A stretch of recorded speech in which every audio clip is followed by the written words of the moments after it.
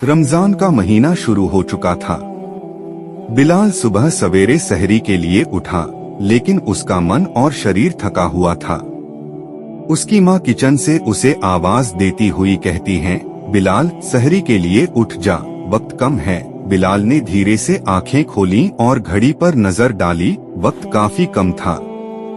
वो बिस्तर से उठकर किचन की ओर बढ़ा, जहाँ उसकी माँ सहरी के लिए खाना बना रही थी।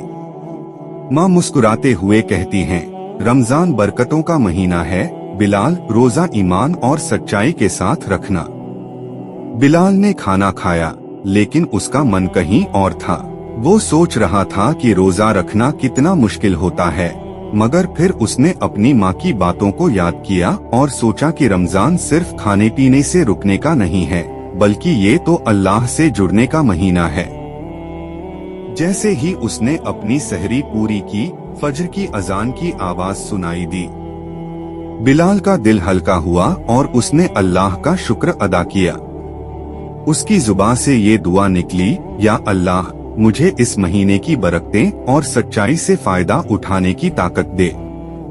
दिन के दौरान बिलाल मस्जिद में था, जहां वो जमात के साथ नमाज पढ़ रहा था।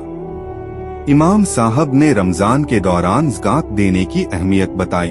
इमाम साहब की आवाज में अल्लाह की रजा का पैगाम था। इस महीने में हर अच्छा काम कई गुना बढ़कर मिलता है।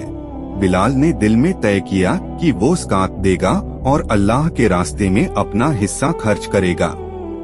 उसने अपना हाथ अपनी जेब की तरफ बढ़ाया और सोचा कि अल्लाह की रजा के लिए वो जितना हो सके उतना करेगा। शाम का वक्त आया, बिलाल ने अपना रोजा खोला, खजूर और पानी से इफ्तार किया और फिर अपनी फैमिली के साथ दुआ की। उसका दिल खुशी से भर गया, क्योंकि रमजान का ये वक्त उसे अल्लाह के करीब ले आया था।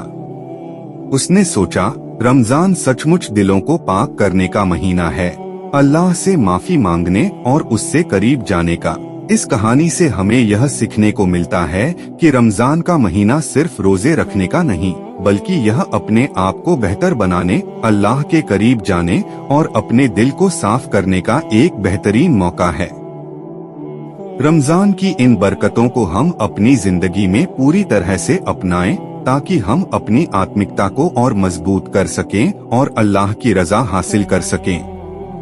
संदेश: रमजान के महीने में रोजा रखना, ज़कात देना और अल्लाह से निकटता प्राप्त करना हमारे जीवन का मुख्य उद्देश्य होना चाहिए।